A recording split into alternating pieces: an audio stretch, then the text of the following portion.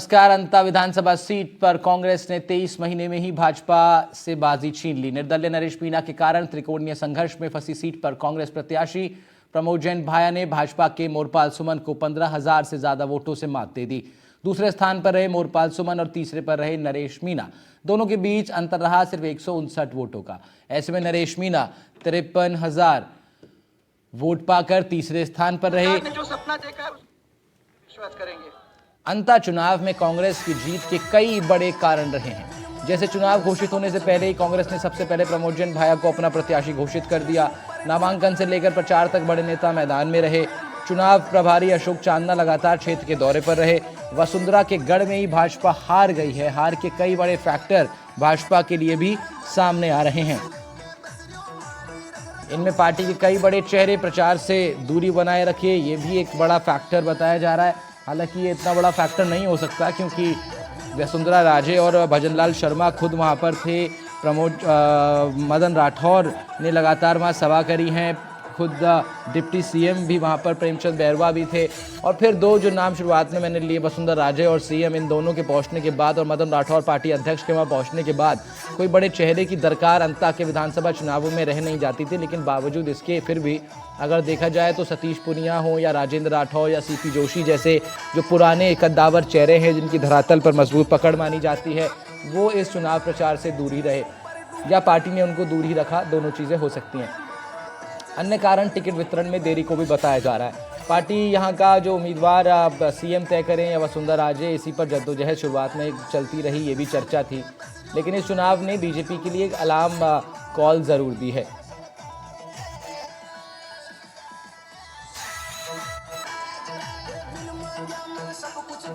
तीन तस्वीरें आपको हम लोग दिखा रहे हैं। त्रिकोणीय मुकाबले के बाद जो परिणाम आए उसके बाद ये तीन तस्वीरें सामने आई। तीसरी तस्वीर हालांकि पहले की तस्वीर है जब प्रचार चल रहा था, तो गढ़ भाजपा का था जिसमें भाजपा हार गई। तो तमाम लोगों का प्रचार प्रसार का सिलसिला तो जारी था। लेकिन अब देखिए चुनाव के परिणामों के बाद अशोक चांदना और मदन राठौर ने प्रेस से क्या कुछ कहा, जरा वो सुनिए। कांग्रेस एक थी, एकता की जीत हुई। सीएम ने वसुंधरा जी के कैंडिडेट के खिलाफ निर्दलीय खड़ा किया, उसको मजबूत किया, उसको वोट दिलाए, उनकी हार। सरकार और मुख्यमंत्री जी चाहते थे निर्दलीय जीते, वसुंधरा जी चाहती थी उनका कैंडिडेट जीते, पूरी कांग्रेस चाहती थी कि कांग्रेस जीते। कैंडिडेट मैडम के थे और उनके गृह पार्लियामेंट के अंदर किस प्रकार से उनको डैमेज किया जाए, उस नाते ही सीएम साहब और जो दूसरा गुट था उन्होंने निर्दलीय को वोट दिलाया। कांग्रेस की तो भाया जी की 25 साल की सरकार, लोगों ने वोट दे दी। इसकी समीक्षा हम करेंगे, निष्पक्ष रूप से हम समीक्षा करेंगे। कहीं कुछ ऑपरेशन भी करने पड़े हम करेंगे, जो कुछ भी सुधार करना पड़ा हम निश्चित रूप से करेंगे। देखिए, कोई भी आपने कभी लॉन्ग जंप किया हो तो आपको पता चलेगा कि पहले पीछे जाना पड़ता है और पीछे जाकर के दौड़ के आप लॉन्ग जंप कर सकते हो। तो हम लॉन्ग जंप की तैयारी कर रहे हैं। थोड़ा पीछे आ गए, कोई बात नहीं, सीखने को मिलेगा। उस सीख को हम काम में लेंगे और आगे के चुनावों में ध्यान रखेंगे। तो समीक्षा करेंगे और आगे के चुनावों में ध्यान देंगे, ये कह रहे थे मदन राठौर।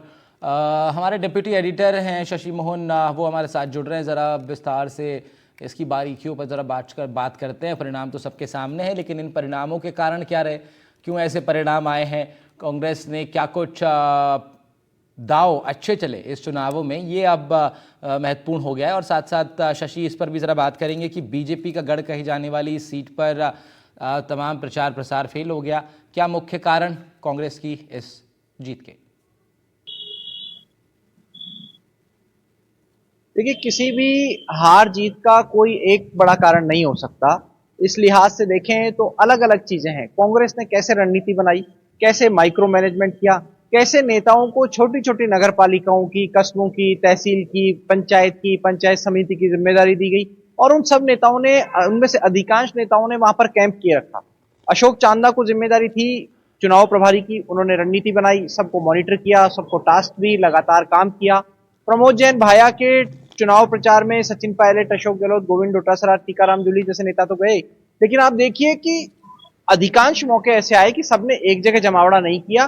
टीकाराम जूली से तो हम 2-3 सभाओं में ऐसे मिले, जूली और करण सिंह है छपड़ा के पूर्व विधायक, वो दोनों प्रचार करने जा रहे थे, 3-4 गाड़ियां होती थी, लोगों के बीच जाते थे, संबोधन होता था, स्वागत होता था, वो बताते थे। और उनमें से ज्यादातर जो गांव थे वो छोटे गांव थे, कम लोग थे वहां पर, और कम लोगों के बीच में भी नेता प्रतिपक्ष का जाना एक सीट के लिए, ये दिखा रहा था इस चुनाव की गंभीरता को, कि आगे आने वाले समय में ये चुनाव कैसा असर डाल सकता है। ये बात सही है कि सरकार नहीं बदल रही इस चुनाव से, ना तो सरकार आ रही है ना सरकार जा रही है, ऐसा कोई चीज तय नहीं होती, लेकिन फिर भी कांग्रेस इस चीज को भुनाने की कोशिश करेगी। और कल हमने देख लिया जब पीसीसी चीफ गोविंद डोटासरा, पूर्व मुख्यमंत्री अशोक गहलोत, नेता प्रतिपक्ष टीकाराम जूली अपने बयान दे रहे थे, तब हमने देख लिया कि वो आगे आने वाले समय में भी इस चीज को लेकर सरकार को खींचने की कोशिश करेंगे, विधानसभा में भी घेरने की कोशिश करेंगे। लेकिन वहीं बीजेपी का खेमा क्या जवाब देगा? मदन राठौड़ बीजेपी के प्रदेश अध्यक्ष ये तो कह रहे हैं कि लॉन्ग जंप में जंप लगाने के लिए आपको पीछे जाना पड़ता है। हम भी उनको उदाहरण दे सकते हैं, तीर कमान का, धनुष को चलने के लिए पीछे प्रत्यंचा खींचनी होती है, खिंचाव लाना होता है, तनाव लाना होता है। लेकिन वो तनाव क्या बीजेपी के कार्यकर्ता में दिख रहा था? कार्यकर्ता, ये बात सही है कि आप हंसी खुशी खेल खेल में कोई काम करते हैं तो वो काम ज्यादा बढ़िया होता है कई बार, लेकिन कई बार ऐसा लगा कि मुख्यमंत्री, पूर्व मुख्यमंत्री, प्रदेश अध्यक्ष जब दौरे पे जा रहे हैं तो नेता और कार्यकर्ता काम करने की बजाय मुंह दिखाई की रस्म निभाने की होड़ में ज्यादा लग गए हैं। वो ज्यादा से ज्यादा अपनी अटेंडेंस ऐसे बड़े नेताओं के सामने दिखाना चाहते थे जिससे वो बड़े नेताओं को ये दिखा सकें कि वो काम कर रहे हैं। सरकार के मंत्री वहां पर थे, रोड शो में भी आपने देखा कि मुख्यमंत्री, पूर्व मुख्यमंत्री की गाड़ी के पीछे एक गाड़ी में सरकार के मंत्री चल रहे थे। वो मंत्री कितने सजग, कितने सक्रिय थे। कई मंत्री ऐसे थे जो रात शाम होते ही कोटा निकल जाते थे, रात को कोटा में ठहरते थे, सर्किट हाउस में या होटल में ठहरते थे, सुबह 11 बजे पहुंच गए अंता तो उनकी मेहरबानी, निगाहे करम, और नहीं पहुंचे तो कोई उनसे पूछने वाला नहीं था कि आप 11 बजे तक क्यों नहीं आए। आप चुनाव के नाम पर कोटा में हैं, आप अंता में, आप कोटा रुके 12 रुके, उससे कोई फर्क नहीं पड़ता। लेकिन चुनाव का शेड्यूल ऐसे जारी होता था 10 से 5 का, 11 से 5 का, या 11 से 6 बजे का। ऐसा लगता था, कार्यकर्ता कहते हैं ऐसा लग रहा है जैसे ये ऑफिस टाइम के हिसाब से काम कर रहे हैं। और कई मंत्रियों की रिपोर्ट मुख्यमंत्री भजनलाल शर्मा के पास पहुंची है, पूर्व मुख्यमंत्री वसुंधरा राजे ने भी इस बारे में जानकारी दी है। देखिए, 2 रोड शो हुए, दोनों रोड शो में बीजेपी ने अपनी ताकत दिखाने की कोशिश की। पहला जो रोड शो था वो एकमात्र शेड्यूल रोड शो था मुख्यमंत्री और पूर्व मुख्यमंत्री का, लेकिन जब उस रोड शो से बीजेपी को लगा चुनाव और ज्यादा उठ रहा है, अपने पक्ष में चुनाव आ सकता है, तो पूर्व मुख्यमंत्री वसुंधरा राजे ने सीएम भजनलाल शर्मा से बातचीत की, उनसे कहा कि आपको आना चाहिए, और सीएम ने तत्काल हामी भर दी। और पूर्व मुख्यमंत्री ने अपने कार्यकर्ताओं से कहा कि वो मुख्यमंत्री का एक और रोड शो कराना चाहती है, इसके प्रयास में लग रही है और मुख्यमंत्री तैयार है।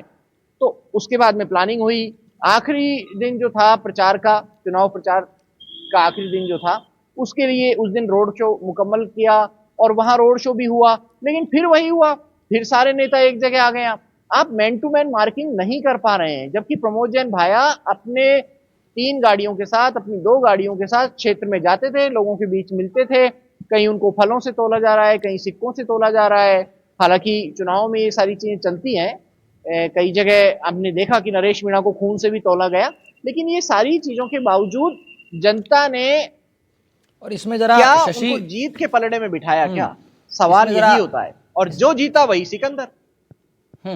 लेकिन शशि, सिकंदर बनने का जो मौका था वो तो मोरपाल सुमन के पास भी था।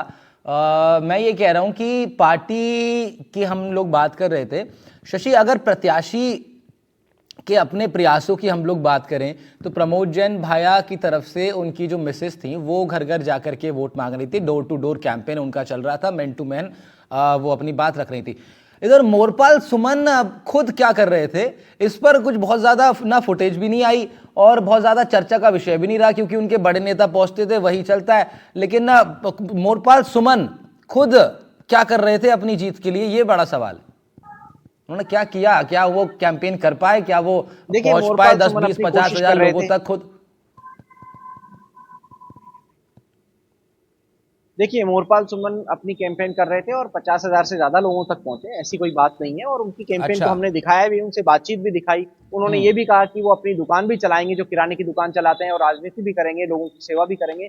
लेकिन सवाल यह है कि बीजेपी के भीतर ही ऐसी धड़ेबंदी क्यों हुई कि पार्टी जबान पे ये कहती है कि वो एकजुट है, लेकिन हीरालाल नागर जो सांगोद विधानसभा नहीं, तो फिर शशि बता रहे हैं कि मोरपाल सुमन ने man to man door to door campaign किया और उनका भी अच्छा प्रयास था और साथ साथ बड़े पार्टी नेताओं की मौजूदगी भी थी। तो ऐसे में बीजेपी के लिए बड़ी समीक्षा का विषय है कि काफ़ी प्रयासों के बावजूद उन्हें यहाँ पर हार मिली है। हो सकता है कि प्रमोद जैन भाया का व्यक्तिगत वोट बैंक का इस बार अच्छा बड़ा खेल उनके लेकर गया हो। बहुत डिटेल डिस्कशन इस पर चाहिए, उस पर और समय हमको चाहिए होगा। फिर शशि को जोड़ेंगे अपने साथ, इस इंटरेस्टिंग टॉपिक पर बात करेंगे। फिलहाल शुक्रिया शशि आपका तमाम बातचीत के लिए।